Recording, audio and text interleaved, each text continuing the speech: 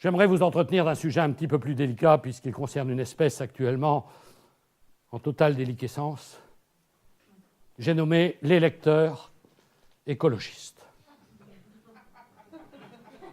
Y a-t-il des barbus, enseignants et lecteurs de Télérama dans la salle?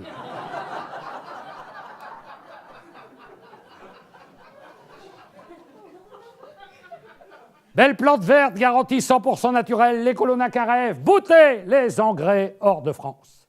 Et retrouve au plus vite un paradis idyllique, peuplé de fleurs mythiques, des lys de capous, des chardons ardents, des genêts au soleil, des pensées, encore des pensées, toujours des pensées. Le retour à la nature coûte cher, l'écolo fait monter la vente aux enchères, et au moment de payer l'armoise, il réclame des facilités de paiement, il exige le tout à safran. D'autant que son paradis, avec ses petits oiseaux, ses sources pures, n'est pas aussi idyllique qu'on voudrait bien nous le faire croire. Il suffit d'observer le combat de chiffonnier que se livrent à cousteau tiré les leaders du mouvement pour s'apercevoir que le retour à la nature, c'est aussi la loi de la jungle, la lutte implacable pour la survie de l'espèce. Une demi-douzaine de demi-dieux ont tour à tour tenu les clés de l'Olympe. Figure historique du mouvement, Daniel Cohn-Bendit, ancien défenseur du pavé, aujourd'hui défenseur du pavot. Après la révolution de mai, la révolution de juin. Daniel Cohn-Bendit est un homme de la terre, il sait qu'un écolo doit se planter avant de trouver ses racines. C'est en appliquant sa théorie qu'il s'est biodégradé, puis auto-recyclé comme leader des écologistes aux élections européennes de 2009, et ça a marché du feu de Dieu. Il suffisait de voir la tête des socialistes de square du scrutin. C'est Cohn-Bendit qui avait gagné, c'est Martine Aubry qui était verte.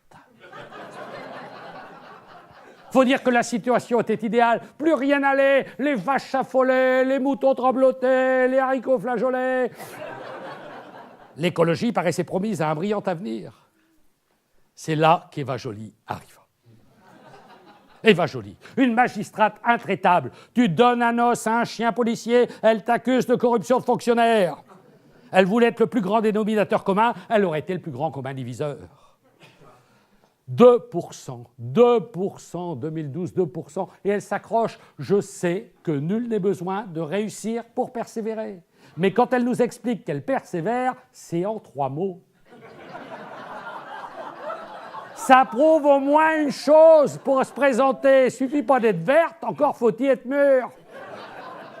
Autre figure du mouvement, Noël Mamère, le monsieur propre de l'écologie, plus blanc que lui tu meurs. J'imaginais déjà son slogan de campagne à la mairie de Bègle. Tous des putes, sauf ma mère. Autre figure, Cécile Duflot, une femme de bon sens. La pollution, elle est contre.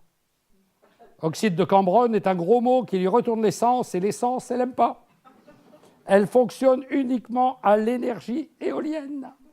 En clair, elle brasse du vent. Son programme se veut à la fois bucolique, sylvestre, mettre fin aux malaises sociales, offrir aux chômeurs du boulot, aux démunis du pain, à l'électeur du charme. Un pied dedans, un pied dehors, Nicolas Hulot, l'animateur vedette qui nous avait promis de sauver la planète, sponsorisé par l'industrie pétrochimique. Il part en hélico dans l'océan Arctique, descend sur la banquise, la caméra au point, va emmerder les ours, saluer les pingouins, puis revient à Paris, la gueule enfarinée, nous expliquer pourquoi on ne doit pas y aller. Hulot, c'est l'écolo qui ne manque pas de toupet. Fais ce que je te dis, fais pas ce que je fais. 3, 4, 5 leaders, chez les écolos comme chez les alcoolos. Un verre, ça va, 3 verres. Bonjour les débats.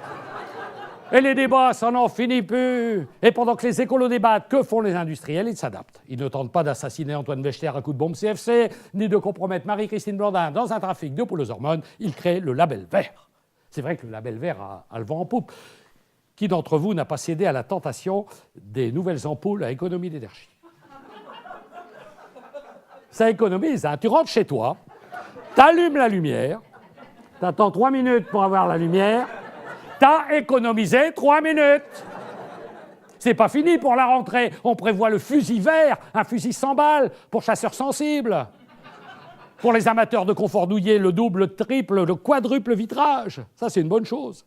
Si Landru avait eu du double vitrage, il chauffait gratuitement tout le premier étage. Certains écolos vont encore plus loin. Ils prétendent que dans certaines régions du globe, le poisson est si pollué par le fer que les indigènes l'attrapent avec un aimant. D'autres affirment que dans d'autres rivières, il y a un tel taux de mercure, tu t'assois sur une anguille, elle te donne ta température. D'autres enfin prétendent que depuis qu'à la vue des gardes-côtes, les cargos panaméens balancent par-dessus bord leur cargaison de hashish, un tiers des mouettes de la planète parlent espagnol. Alors que faire? Faire comme le préconisait Henri Monnier, construire les villes à la campagne, sous prétexte que l'air est plus pur. L'association n'est pas aussi dramatique, elle n'en est pas moins préoccupante. Protégez nos écologistes.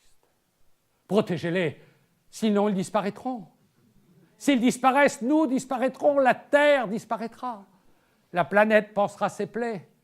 Et dans quelques millions d'années, au fond de la jungle guinéenne, un singe et une guenon se regarderont à nouveau dans les yeux en se disant « Alors chérie, on recommence ?»